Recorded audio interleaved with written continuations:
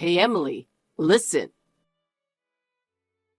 Man, I'm so lucky. Super lucky. Ezra, what's up with you all of a sudden? Did something good happen? Yeah, actually, my wife got admitted to the hospital today. Wait, your wife's in the hospital? Why? They said it's pneumonia. What? Pneumonia's pretty serious, right? How did that happen?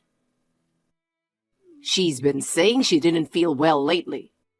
She was coughing and had a fever. But I didn't pay much attention. I thought it was just a cold and nothing serious. But apparently, she couldn't stand it and went to the hospital. Turns out it's pneumonia. The doctor said she was really worn out and stressed. Looks like her immune system was weak, and she ended up getting worse from the cold. I never thought she'd end up in the hospital, though. I see. It's pretty funny, right? She doesn't even work enough to get stressed. But why is it lucky that your wife's in the hospital? She probably won't be discharged for about a week. So in the meantime, I can see you every day. Ah, I see what you mean. Anyway, I'm finishing up work soon, so I'll head straight to your place. Okay. Man, I can finally relax for a bit. It feels like I've been given a long vacation. But aren't you going to visit her in the hospital? It's fine, it's fine. I'll just make up some excuse about work being busy. Besides, I don't even want to see her face. That's so mean. If you feel that way, why don't you just get a divorce? Well, yeah, but she pays half the living expenses and takes care of all the housework. Layla is perfect with cleaning and cooking, and the house is spotless without me saying a word. Her cooking's great too, and by the time I get home, there's always a hot dinner on the table. She even makes me a lunch. Honestly, she's the perfect housekeeper. Wow, sounds like a good wife. But calling her a housekeeper is the worst. Well, she's basically done as a woman. Lately, her wrinkles are getting worse, and her spots are so noticeable that makeup can't even cover them. Her hair is all dry and brittle too. Well, she's in her 30s, so it's no surprise. If you say that, Ezra, you're almost 35 yourself. It's fine. Men get more attractive as they age. But for women, it's only up until their 20s. Once they hit 30, they're just old ladies. Wait, does that mean I'm almost an old lady too? I'm 28 now. You're different, Emily. You'll be cute forever, even when you're over 40 or over 50. Thanks. Oh, my dumb wife just messaged me on WhatsApp. She's asking me to bring her a change of clothes to the hospital. So annoying. Don't you have to take them to her? She's family after all. Jeez, she's so demanding. If I don't go, she'll just complain nonstop. Guess I'll take her stuff. So, does that mean you're not coming over today? Of course I'm coming. I'll throw the clothes at her face and head straight to your place. Poor Layla. By the way, our WhatsApp conversation is hilarious. What happened? I said, I'll bring the clothes right away. Is there anything else you need? And she replied, no, I'm good. Thanks for being so thoughtful, darling. Man, I sound like the perfect husband. Even though you're actually cheating. Look who's talking. True. All right, I'll be waiting. Okay. Ezra, do you have a moment? Sorry. I'm at work right now. There's something I really need to tell you. I just talked to the doctor. Wait, what? Could it be that you might get discharged earlier than expected? No, it's the opposite. What? My condition is worse than we thought. Are you serious? I just had a really bad attack and I couldn't breathe. Every breath hurt my chest. I suddenly felt like I was about to stop breathing. Kept coughing and it was so painful I almost blacked out. At that moment, I genuinely felt like I was in danger.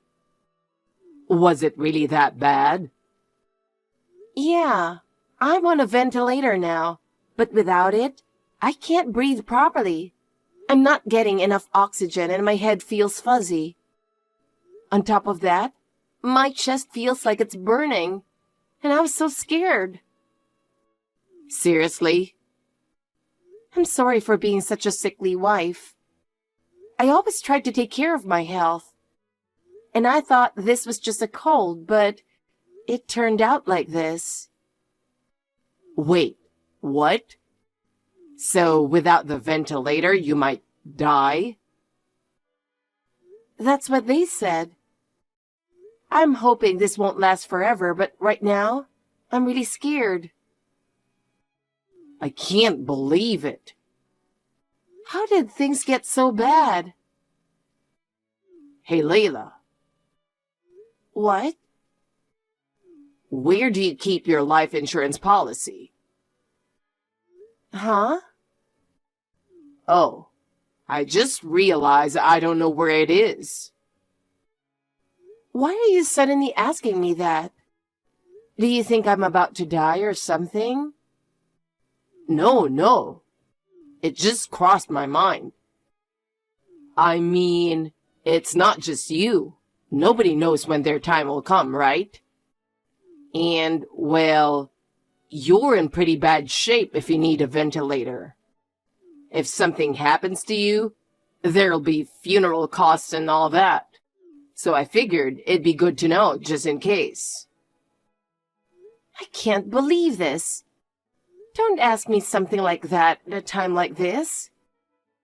I'm trying my hardest to get better. Of course. I want you to recover too. But just in case, tell me. Where's the insurance policy? It's in the drawer in the bedroom.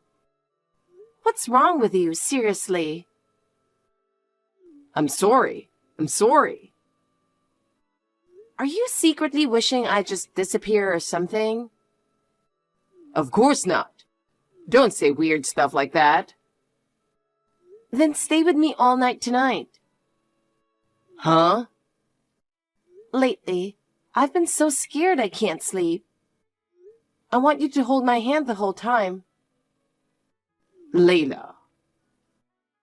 If you don't want to, it's fine. Of course not. All right. I'll stay with you all night. I'll hold your hand until you fall asleep. Thank you.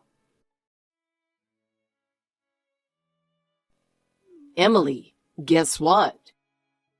We're free now. Wait, Ezra? Why are you calling this late? I unplugged my wife's ventilator. What? We can use the life insurance money to have the most extravagant wedding ever. Wait a minute. I don't understand what you're saying at all. I'm proposing to you, Emily. That's not it. What do you mean by a ventilator? Oh, that? Turns out she was in worse shape than I thought. She couldn't live without the ventilator. And then? She asked me to stay by her side tonight, so I figured it was my chance and went to her hospital room. Then, I just yanked out the plug. No way. I'm serious. The moment I unplugged it, she started struggling like crazy. She should be in the afterlife by now. That's... literally a crime. Yeah, but there's no evidence that I did it. I mean, I was in the room, so I might be a suspect, but whatever. Honestly, I'm really creeped out by this. What? There's no way you actually unplugged your own wife's ventilator. What are you talking about? We talked about this just the other day. We'd be better off if Layla just died, remember? Yeah, we talked about it, but I didn't think you'd actually do it. What? What do you mean by that? I did this because I want to be with you, Emily. I never had any intention of marrying you. What? It's obvious, right? Who would want to be with a guy who cheats while his wife is in the hospital? No. We've been in love all this time, haven't we? Even so, you're still married. And we've only known each other for a little over 3 months. We only met because you hit on me. Marriage is out of the question. Hey, don't mess with me. After everything I've done, you're going to betray me now? Betray you? I never promised you anything, Ezra. Damn it. Fine. Whatever. I'll just find a new woman with all the life insurance money I'm going to get. I'm not giving a single penny to a traitor like you. Go ahead. Do whatever you want. And for the record, I would never take money that was gained in such a disgusting way. But don't even think about telling anyone what I did. You know what'll happen if you do, right? I won't say anything. I don't want anything more to do with a criminal.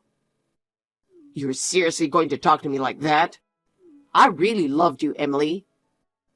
Enough already. It's over. Damn it.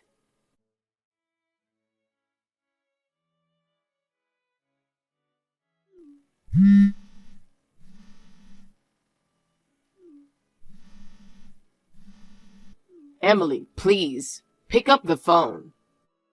Last night I got heated and said I'd find a new woman. But I didn't mean it. You're the only one I love, Emily. And I'm really sorry. So, can we talk again, calmly this time? By now, Layla should be gone at the hospital. And with the life insurance money, we can go on a trip or something. Or I can buy you anything you want. What would you like? A designer bag? Jewelry? Oh, right. You love shoes, don't you? I'll buy you as many pairs as you want. Come on, talk to me. I'll be waiting for you to text me back. Hey. Emily, I'm so glad you replied. Oh no, I was just about to contact you too. Seriously? That makes me so happy. I knew you didn't want to break up with me either. No, that's not it. I'm at the hospital right now. Huh? Why are you at the hospital? I'm here with your wife. No way. That doesn't make any sense. She contacted me early this morning. Apparently, she looked up my number. What are you talking about? She should be dead by now at the hospital. What? Are you telling me she called from the afterlife or something? But I'm fine. What? It's me, Layla. Emily, enough already. It's not Emily, it's Layla. Come on, stop it. That joke is seriously creepy. You're so annoying. Fine. I'll send you a picture of me and Emily as proof. What? It's real. Finally believe me? No, what's going on? I definitely unplugged the ventilator. So how come you are still alive? And why are you with Emily in the first place? Calm down, you scumbag. I'll explain everything step by step. Oh no. First of all, I've suspected you of cheating for quite some time. What? At first, I thought it was just my imagination, but there were way too many strange behaviors. You suddenly started coming home late, and you didn't contact me as much anymore. Every time it was the same excuses about work being busy or a sudden meeting. It was obvious something wasn't right. Plus, a few times, I found long, unfamiliar hairs on your suit. At first, I tried to believe it was just a coincidence. I noticed it was always the same color, and that got me wondering if there was something deeper going on. You used to check in on how I was doing, but lately, it seems like you don't even bother to ask if I'm all right when I'm not feeling great. All those changes in your behavior made me sure you were cheating. No way. But the real clincher was how you started hiding your phone all the time. You used to just leave it on the table, but now you always keep it in your pocket and won't let me see it. So I hired a private investigator. What? I thought about confronting you directly, but I knew you'd just deny everything and insist you weren't cheating. It would have taken a lot of time to gather the evidence myself. So even though it cost money, I figured hiring a professional was the quickest way. But while I was having you investigated, I ended up in the hospital with pneumonia. And then? On the second day of my hospital stay, the investigation results came in. There were photos proving the affair, along with audio recordings of you two talking in some restaurant. What exactly did you hear? Things like, if Layla dies, I'll get a huge life insurance payout. And I wish she'd just die. And plenty of other disgusting conversations. Damn, you heard all that? So I decided to test you. If I gave you the chance to finish me off, what would you do? Wait, what? Are you telling me the ventilator was fake? It was just an oxygen concentrator. An oxygen concentrator is a machine that collects oxygen from the air and supplies it in a more concentrated form. It's easy to use at home, and it's often used by people who have trouble breathing or chronic lung diseases. In my case, the pneumonia was mild, so I wasn't in any real danger.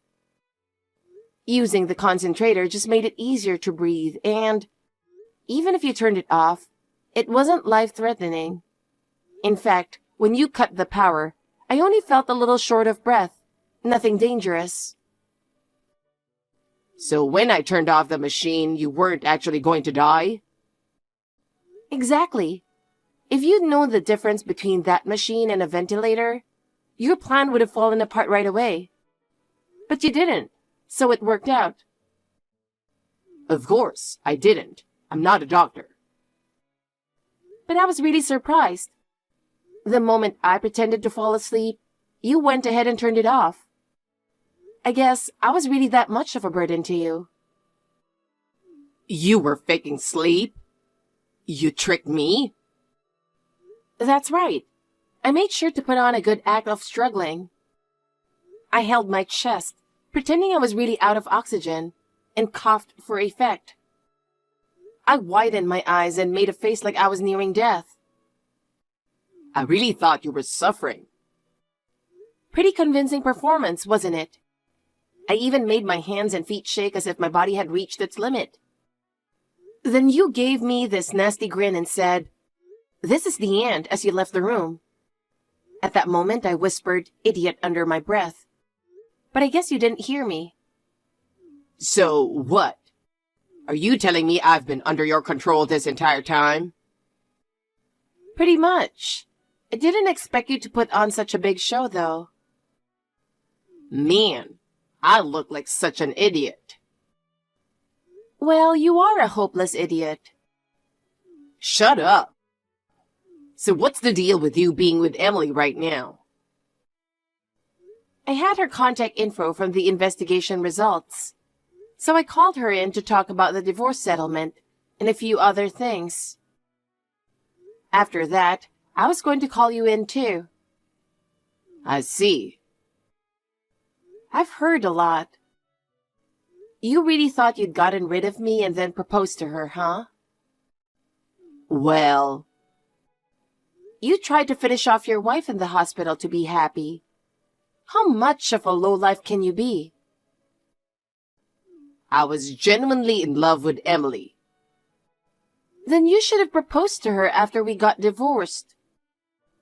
If you really loved Emily and wanted to divorce me, I would have agreed without a problem.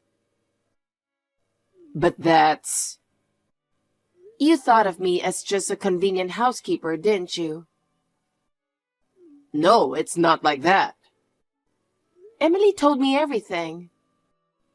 Hey, Emily. And then, when the chance came to get rid of me, you aimed for the life insurance? You're a terrifying scumbag. Honestly, I feel like I'm the one who should get rid of you from this world. Hey, Layla. What? What are you planning to do after all this? You're not thinking of divorce, are you? Of course. Who would want to stay with a cheating criminal like you? But you're still alive. I'm not a criminal. You deliberately turned off the machine with intent to kill, didn't you? Well... At that point, you've already committed a crime. Legally, it would be considered attempted murder. Wait, are you planning to report me to the police? Obviously. Go enjoy some prison food. No. Please, forgive me. Oh, and by the way, Emily never wants to see you again. What? When she heard you unplugged my oxygen concentrator, she was completely shocked. Even though she was involved in the affair, she seemed to have more of a conscience than you. Then I'll have nothing left. That's right. Oh, but you'll still have your criminal record for life. I don't need that. Make sure to handle the divorce before you go to prison. And don't forget the alimony payments. My life is over. Well, goodbye, loser. Wait. How long do people usually stay in prison for something like this? Well, about 3 months, maybe. Oh, is that all? I can handle that. It'll be over before I know it. Nope. Attempted murder carries a minimum sentence of 5 years. You're really stupid. You could have at least Googled that, you idiot. Damn you. Well, this is really goodbye. Marrying you was the biggest regret of my life. Don't say that. Please, I'm begging you. Forgive me. Not long after that, I divorced Ezra. When I demanded alimony from both Ezra and Emily, Emily paid it all in one lump sum without complaint. Ezra, however, begged me to let him pay in installments because he didn't have the money. But I insisted that he pay it all at once, even if he had to go into debt. In the end, Ezra had to bow down and beg his parents to cover the amount. Ezra was convicted of attempted murder and was sentenced to 5 years in prison. It seems he's been disowned by his family, friends, and acquaintances after the incident. So even after he's released, his life is going to be rough. As for me, I've been discharged from the hospital and am back at work, living happily every day. Since divorcing Ezra, my health has improved, so it's possible that he was the cause of my stress all along. I've had enough of hospitals, so I'm going to make sure I stay healthy from now on.